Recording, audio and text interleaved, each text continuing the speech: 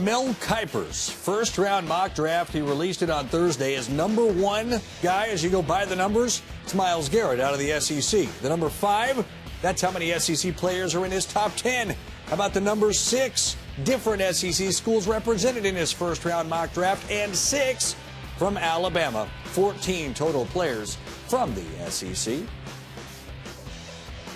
Mel Kiper Jr.'s got his first mock draft out. On Thursday, we hit the SEC players. There were 14 of them in that first mock draft. But let's go, Mel, with some of the guys that are beyond that, maybe knocking on that door. Let's look at a couple of Alabama players I know that you like. Ryan Anderson on the defensive side or Darius Stewart on the offensive side. How much interest are they getting from teams?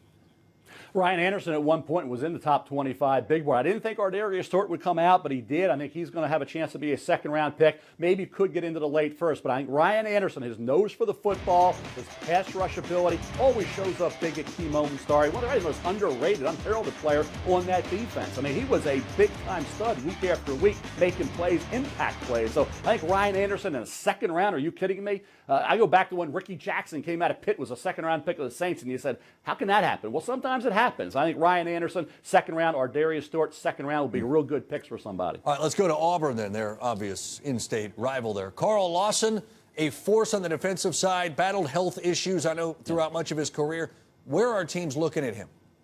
Well, we saw Jadeveon Clowney, when he's healthy, dominate. When Carl Lawson's healthy, he can take over a game, but the durability concern could push him into the second round. At one point, I thought he would be a lock first-rounder, Dari. I'm thinking more second round. I think the depth of talent and the great talent at the top on the defensive side hurts him a bit. If it was a weak defensive class, he'd be a first-round pick, and he may well be by the time we get to late April. But right now, I have him in the second round. All right, then we go to Nashville. An early entry out of Vanderbilt, led the league in tackles, was a force for that Commodore defense, Zach Cunningham. What do you think of him?